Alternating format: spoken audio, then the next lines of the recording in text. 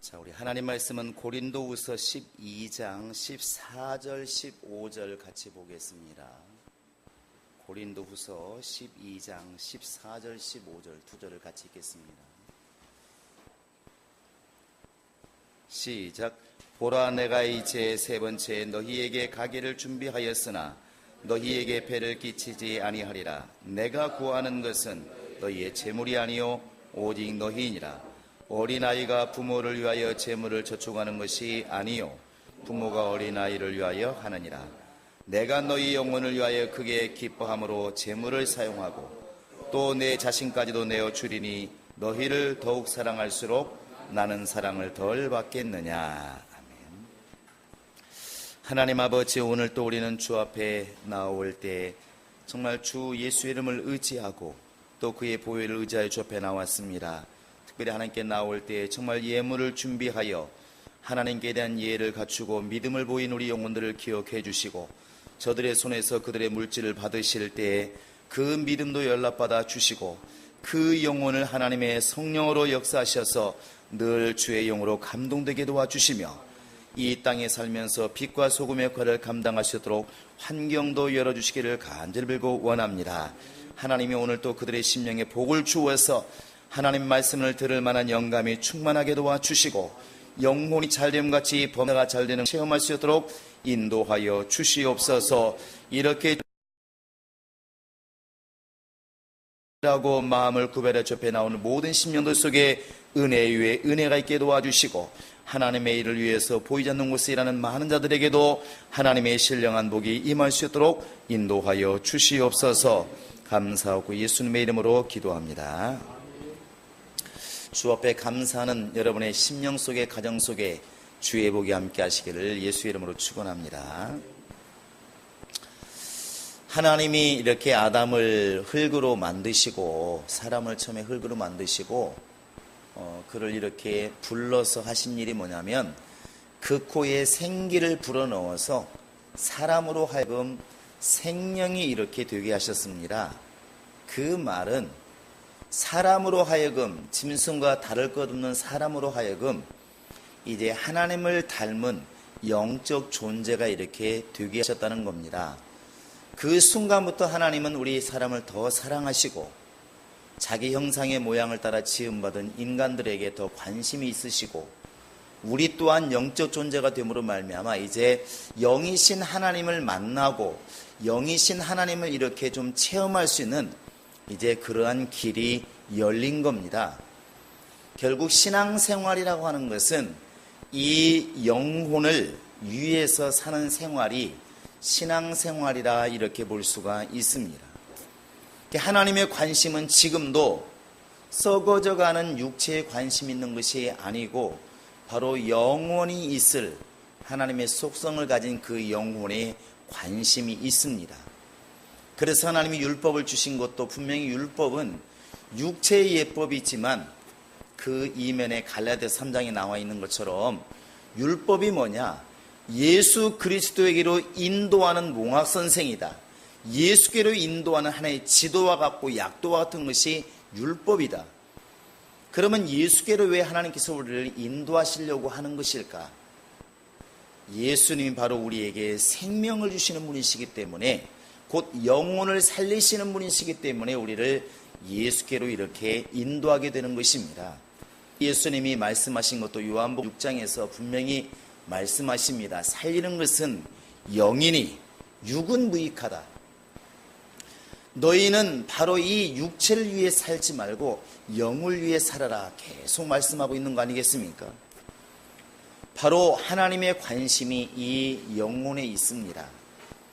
그런데 우리가 여기서 알아야 될 것은 그 영혼이 사는 방법이 어디에 있느냐 하는 것이죠.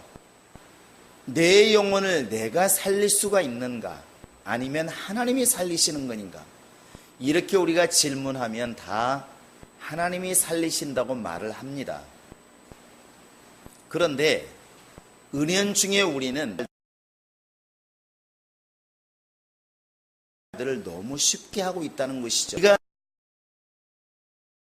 늘 깨달아야 될 것은 절대로 우리 인간은 이미 죄 중에 거하고 있었기 때문에 인간 스스로 인간의 영혼을 살릴 만한 능력은 없다는 것입니다.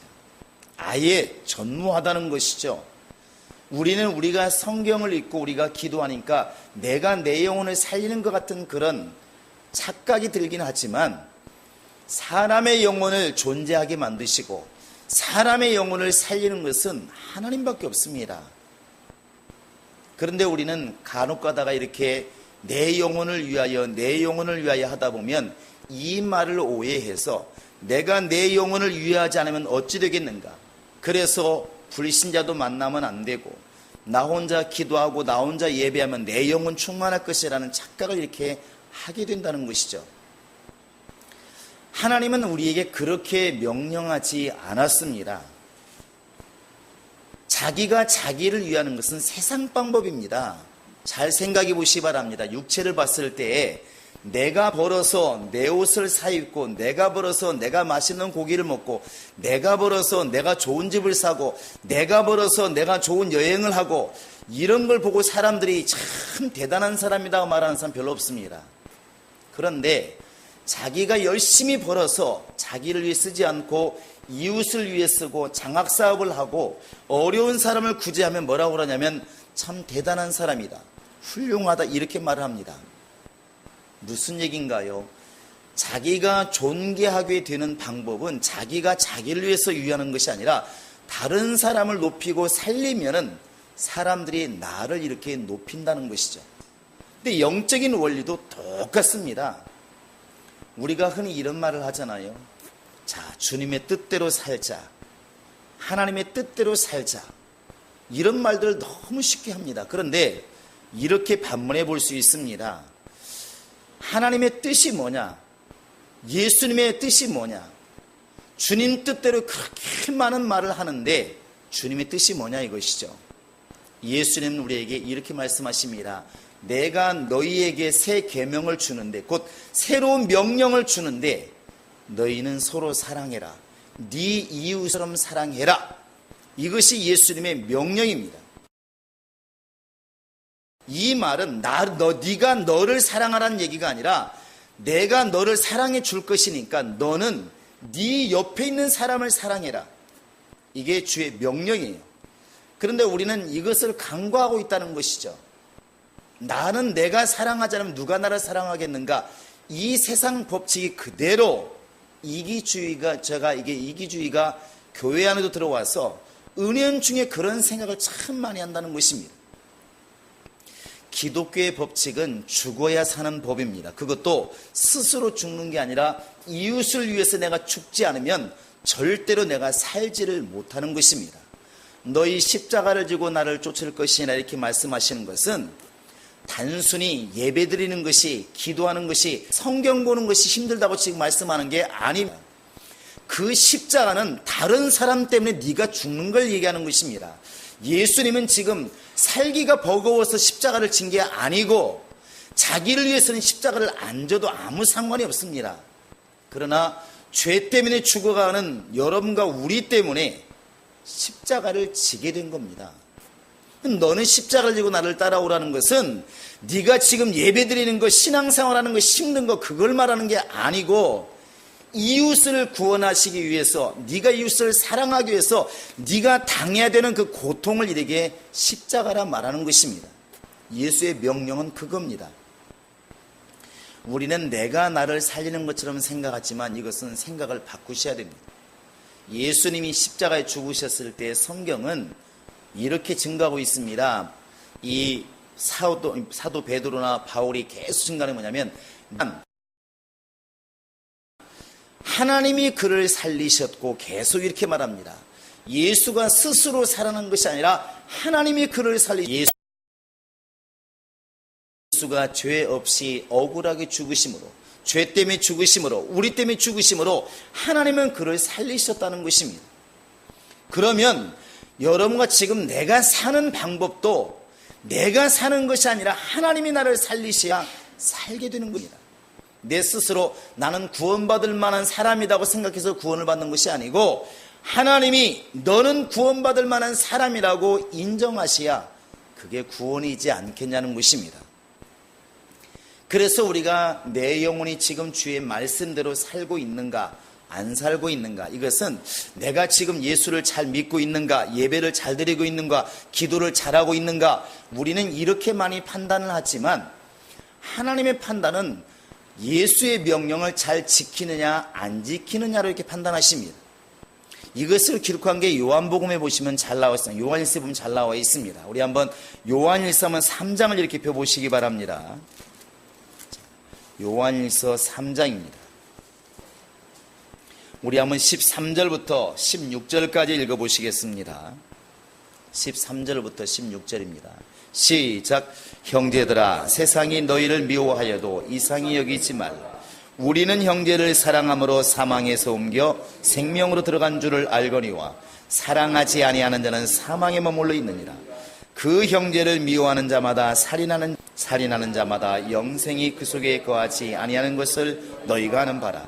그가 우리를 위하여 목숨을 버리셨으니 우리가 이로써 사랑을 알고 우리도 형제들을 위하여 목숨을 버리는 것이 마땅하니라.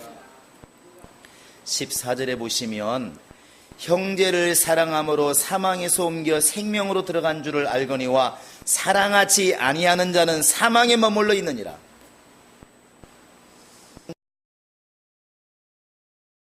다른 판단을 합니다. 우리는 내가 예수 안에 있는가, 예배를 잘 드리고 기도하고 성경 많이 보고 그러면 나는 충만한 사람이다, 이렇게 생각하는데 보신다는 것입니다. 이미 예수를 통하여 네 형제를 네 자신처럼 사랑하는 것이 내 말을 잘 지키는 것이라 이미 명령하셨기 때문에 그 말씀처럼 나 아닌 다른 사람을 위해서 내가 희생하고 사랑할 때에 그 사람은 생명 안에 있는 사람이고, 말로는 주님을 너무너무 사랑한다고 말하는데 눈에 보이는 이웃들에게 관심이 없다면 그 사람은 아직도 사망 가운데 있는 사람이다.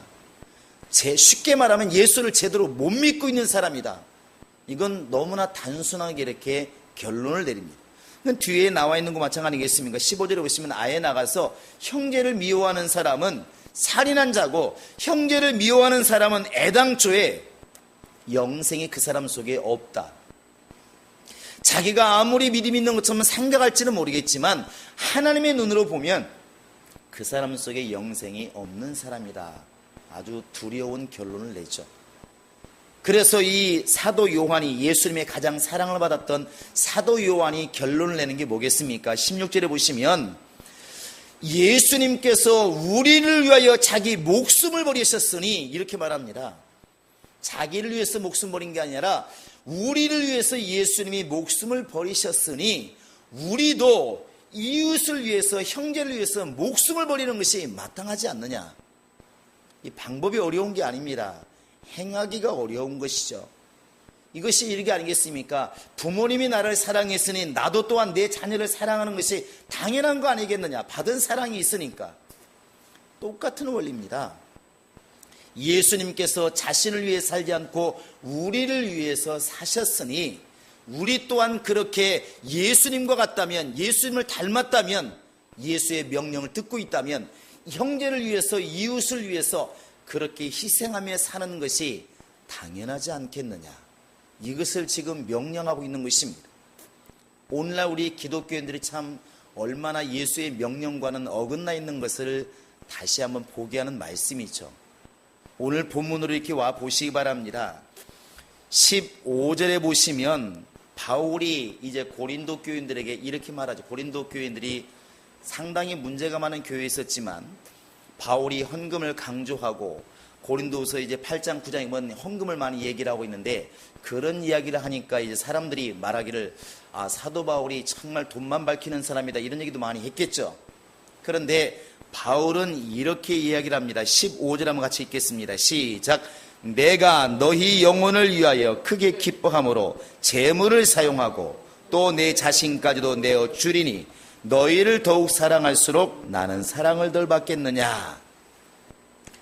바울은 이미 그 14절에서도 나는 너희의 재물을 원하는 게 아니라 너희 자신을 원한다, 이렇게 말하면서 이렇게 표현합니다. 내가 너희를 위해서 물질을 열심히 쓰고 있다. 나를 위해 쓴다는 게 아니라 바울은 자기가 천막을 지어서 번 돈을 갖다가 열심히 전도하는 데 썼습니다. 영혼들을 위해서 열심히 밥을 사주고 열심히 들어간 돈들을 쓰고 열심히 돈을 썼어요. 이게 말합니다. 내가 너희를 위해서 열심히 이렇게 돈을 쓰고 있는데 이 돈을 쓰고 또 내가 너희를 위해서 시간을 투자하고 이렇게 감옥에 갇히기도 하고 죽을 고생을 하는데 너희들이 볼 때에는 이렇게 내가 희생하니까 불쌍해 보이고 약해 보이고 안 돼 보이느냐? 웃기지 마라. 내가 너희를 사랑하니까 너희들 볼 때 나를 불쌍히 여길지 모르겠지만 너희를 사랑하는 나를 하나님께서는 얼마나 나를 사랑하시겠느냐 이렇게 지금 말하고 있는 것입니다. 이게 바로 믿음의 법칙이라는 것이죠. 믿음의 법칙. 그러니까 세상 사람이 볼 때에는 자기가 번 돈, 자기의 시간, 자기의 환경을 자기를 위해서 쓰지 않고 다른 사람을 위해서 막 쓰면 어리석다고 말하는 것입니다.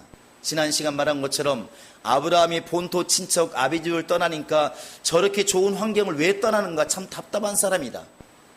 왜 가만히 있으면 물려받을 유산이 얼만데 왜 저렇게 떠날까 답답하다. 이렇게 볼지는 모르겠지만 하나님께서는 그 길이 좁은 길이지만 영생의 길이요 복된 길이라고 지금 말하고 있는 것입니다. 사도 바울이 장가도 가지 않고 자기의 물질을 온전히 전도하는데 다 쓰고 자기 인생을 다 영혼들을 구령하는데 다 허비했지만 바울은 이걸 알고 있다는 것입니다.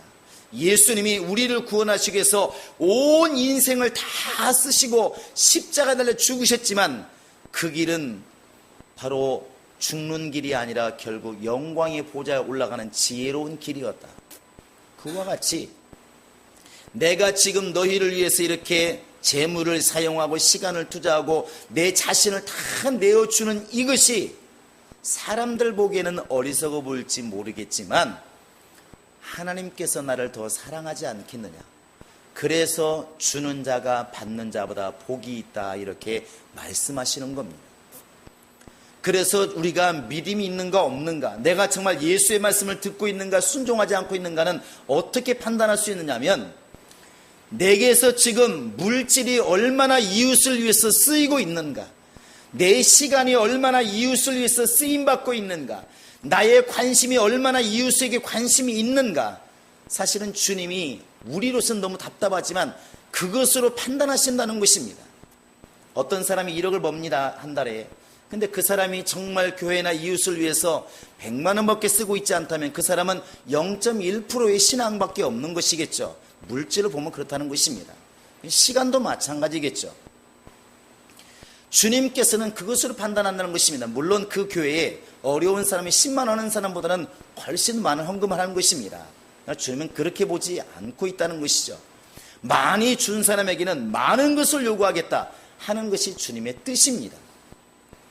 우리는 지금 바울과 같은 지혜를 갖고 있을까? 바울과 같은 믿음의 지혜를 가지고 있을까? 죽어야 사는 길인 것을 제대로 알고 있는가? 그렇다고 한다면 예수 믿는 사람들은 절대로 내가 지금 잘 되는 것을 가지고 자랑하지를 않을 것입니다. 오히려 다른 사람을 더 많이 돕지 못하고 관심 갖지 못하고 그들을 살리지 못한 것에 대해서 오히려 부끄러워할 것이고 오히려 그렇게도 기도할 것입니다. 이 성경의 법칙은 전혀 다릅니다. 오늘 제목도 영혼을 위하여 이렇게 됐는데 전혀 모르는 사람이 보면은 자기 영혼을 위해서 말씀을 읽고 자기 영혼을 위해서 예배 열심히 참석하고 자기 영혼을 위해서 열심히 하나님께 예배하고 이렇게 생각할 것입니다. 그러나 그것은 성경에서는 너무나 당연한 것이기 때문에 말하지 않습니다. 오직했으면 주님께서 예배 잘해라, 기도 열심히 해라 이런 것들을 명령하지 아니하시고 네 이웃을 네 자신처럼 사랑이라, 이게 새 계명이다. 왜 이렇게 명령으로 말씀하셨을까? 그것이 예수의 모습이기 때문에 그렇습니다. 예수의 모습이기 때문에. 여러분과 지금 내가 사는 방법은 다른 사람 살리지 않으면 내가 못 사는 것입니다. 이게 기독교인의 방법이에요. 예수님이 우리 인류를 위해서 죽으셨기 때문에 하나님의 그를 살리신 것처럼 내가 정말 죄로 죽어가는 사람을 살리지 아니하면 내가 살지 못하는 것입니다. 그래서 믿는 사람들은 사랑의 빚진 자라고 말을 합니다. 사랑의 빚진 자. 그래서 그 사람이 나에게 빚진 게 없어도 우리는 복음의 빚을 갚아야 될 수밖에 없는 것이고 희생할 수밖에 없는 것이고 베풀 수밖에 없다는 것이죠. 얼마나 간절하면 그 유다서 1장 23절에 보시면 이렇게 말하고 있습니다. 불 속에서라도 불 속에 빠진 사람이라 할지 죄 때문에 믿음이 없어서 불 속에 있는 사람이라 할지라도 끄집어내어서 구원해라. 주님의 관심이 거기에 있다는 것이죠. 오늘날 이제 교회들이 또 성도들이 자기 영혼을 위한다는 것 때문에 너무나 이웃은 그냥 관심을 가져도 그만, 안 가져도 그만, 내가 나를 살리지 않으면 누가 살리랴는 이 믿음이 팽배해 있는데, 제가 볼 때는 이것이 가장 사단에게 속는 가장 큰 문제인 것 같습니다. 우리가 예수를 닮았다면 예수님처럼 내 뜻대로 마시고 아버지의 뜻대로 되기를 원합니다. 정말 저들의 죄를 저들에게 돌리지 마시고 내가 죽는 길이 있다 할지라도 저들을 살려주시기 원합니다. 이렇게 가야 맞을 텐데, 오늘날 우리 성도들은 다른 사람은 살리면 좋고 안 살려도 그냥 할 수 없는 것이고 관심이 없다는 것이죠. 근데 주님께서는 그렇게 보지 아니하시고, 네가 다른 사람을 살리는 것이 상급이요, 다른 사람을 살리는 것이 예수의 명령을 따르는 것이고, 다른 사람에게 관심을 갖는 그것이 믿음이라고 지금 말씀하고 있다는 것입니다. 그래서 우리가 다른 사람이 죽고 사는 것이 나하고 관심이 없는 것이 아니라 그 사람을 살리는 것이 곧 내가 사는 것입니다. 그것이 바로 능력이고 그것이 바로 주의 법칙이라는 것이죠. 후진국과 선진국을 이렇게 이해할 때 여러 가지로 얘기하지만 이렇게도 이야기를 합니다. 후진국을 이렇게 가보면 자기 사는 집만 깨끗하게 해요. 이 아프리카를 가봐도 그렇고, 제가 이렇게 캄보디아나 베트남을 가보니까 그 나라 사람이 좀 기분 나쁠지 모르겠는데, 가보면 집은 깨끗하게 합니다. 집은. 근데 집 바깥에만 나가면 냄새가 나고 엉망이에요. 그 앞에 냇가도 엉망이고. 왜? 오물을 그냥 걷다 버리니까. 그러니까 결국 그 버린 쓰레기에서 파리가 득실거리고 결국 전염병이 돌고 다 어려워지는 겁니다. 이 사람은 자기 집은 깨끗이 하는 거예요. 그 더러운 환경에서도 화단을 갖고 놓고 꽃을 막 열심히 키우고 있습니다. 집만 깨끗한 거예요, 집만. 근데 선진국으로 가면 머리가 깨이기 시작합니다. 뭐가 깨이냐면, 동네가 전체로 깨끗해야 내가 건강할 수 있고, 우리 동네 사람들이 행복해야 내가 행복할 수가 있고, 내가 지금 아무 관심도 없는 내 하천이 깨끗해져야 결국 내가 사는 환경이 좋아진다는 것을 알고 있습니다. 그게 선진국과 후진국의 차이인 것 같아요. 신앙이 성장하면 어떤 일이 벌어져? 처음에는 자기밖에 모릅니다. 나를 위해서 성경, 나를 위해서 예배, 나를 위해 찬양, 이렇게 되는데, 신앙이 성장하면서 내 옆에 있는 김 집사님이, 내 옆에 있는 박 집사님이 충만하지 않으면 결국 나도 어려워진다는 것을 능히 알게 됩니다. 그래서 그들의 영혼을 돌아보게 되고, 식구들을 돌아보게 되고, 이웃들을 돌아보게 되고, 그들을 살리기 위해서 몸부림친다는 것이죠. 그래서 돈이 들어갔지만 밥을 사주고 택시비를 주어서 교회를 모셔오게 되고 열심히 노력하는 거 아니겠습니까? 그런데 그것이 번거롭고 힘들고 괴롭지만 그게 결국에는 내가 사는 길이라는 사실입니다. 그게 믿음의 법칙입니다. 우리 성도들은 내가 살기 위해서라도 내 주변의 영혼들에게 관심을 갖는 그런 믿음 있기를 주의 이름으로 축원합니다. 할렐루야. 예수의 명령이라는 사실입니다. 예수의 명령. 네 이웃을 네 몸처럼 사랑해라. 네 이웃을 네 자신처럼 사랑해라. 그게 쉽습니까? 어려우니까 좁은 길이라 말하는 것이고, 어렵기 때문에 행하라는 것입니다. 그러니까 기도해야 되는 것이고, 그러기 때문에 희생하는 것입니다. 내가 벌은 돈 내가 쓰는데 무슨 어려움이 있겠습니까? 내가 벌어서 내가 사는데 무슨 어려움이 있겠습니까? 그런데 내가 이웃의 영혼을 관심 갖다 보니까 도와주어야 되고 힘써야 되고 그들을 돌봐야 되니까 내가 버겁다는 것이죠. 근데 그 버거움이 상급이 된다는 걸 아십니까? 그 버거움이 하나님께서 나를 사랑하시는 근거가 된다는 것을 여러분 아시기를 바랍니다. 그게 믿음이라는 것이죠. 바울은 지금 고린도 교인들에게 이것을 지금 이야기하고 있는 것입니다. 내가 지금 너희들 위해서 내 돈을 써가면서 전도하고 있다. 내 시간을 써가면서 전도하고 있다. 나라고 왜 장가가고 싶지 않겠느냐? 나라고 왜 잘 먹고 잘 살고 싶지 않겠느냐? 어디 가보면 그렇게 말하고 있지 않습니까? 그럼에도 불구하고 왜 내가 그렇게 하지 않고 내 쓸 돈을 너희들을 위해 쓰고 시간과 모든 걸 너희를 쓰고 있느냐? 그렇게 하는 나는 불쌍한 줄 아느냐? 주님이 나를 더 사랑하지 않겠느냐? 이게 진짜 믿음 있는 사람이라는 것입니다. 우리 행복한 교회들이 진짜 예수의 사람이라면 이런 모습이 많이 나올 겁니다. 누군가가 돈을 많이 벌어서 야 정말 잘 살고 있대. 그것은 하나님께서부터는 전혀 부러울 모습이 아닙니다. 우리가 볼 때도 부러운 모습이 아닙니다. 근데 누군가가 열심히 배워서 그 지식 가지고 정말 주변 사람들을 열심히 돕고 있대. 누군가가 뼈 빠지게 돈을 벌어서 그 돈 가지고 어려운 사람을 도와주었대. 그러면 사람들이 들을 때 야 사람이 들어도 정말 대단한 사람이구나. 하나님이라 하면 얼마나 상이 클까 딱 보이지 않습니까? 그 사람은 상을 떠나서 이미 주의 말씀에 순종하는 사람이 맞다는 것이죠. 우리는 지금 세상 사람과는 달라야 되고 다른 사람이 맞습니다. 그러려면 바울처럼 예수님처럼 그래야 되지 않겠습니까? 그것이 바로 주님이 원하시는 것이고, 세상 사람은 자기가 자기를 가꾸는 것이 자기를 위하는 것이라고 생각하지만 주님께서는 나를 보아라. 내가 나를 살리지 않고 내가 너희를 위해서 죽는 이것이 내가 영광의 보좌에 올라가는 길이 되었던 것처럼 너도 너를 위해 살지 말고 이웃의 영혼에 관심을 가지고 살아라. 그것이 네가 사는 길이고 네 영혼을 위한 길이다. 너무나 쉽지만 어려운 길을 우리에게 말씀하고 있습니다. 우리 행복한 교인들은 되도록이면 기도도 정말 내 기도보다는 이웃을 살리는 기도가 있기를 원합니다. 삶도 할 수만 있으면 정말 이웃을 살리기 위해서 나를 희생시키는 좀 그런 삶이 있기를 원합니다.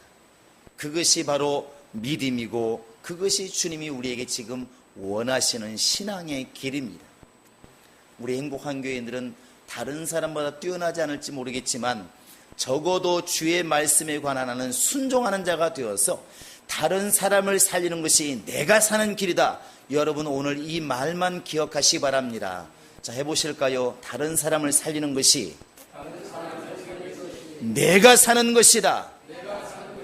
누가 물을 것입니다. 왜 그래야 되냐고 묻거들랑 예수님의 명령이기 때문에 그렇습니다. 예수의 모습이기 때문에 그렇습니다. 하나님의 그것을 기뻐하시기 때문에 그렇습니다. 여러분은 그렇게 말씀할 수 있기를 주의 이름으로 축원합니다. 그래서 이제부터 힘들지만 하나하나 한번 실천해 보시기를 바랍니다. 다른 사람 것을 내가 뺏어서 기쁘다는 세상 사람과는 좀 다르게 내 것을 줄 수 있어서 줄 수 있는 환경이 되어서 내가 너무너무 기쁘다. 좀 이렇게 마음이 예수의 마음이 될 수 있는 그런 우리 성도들 될 수 있기를 주의 이름으로 축원합니다.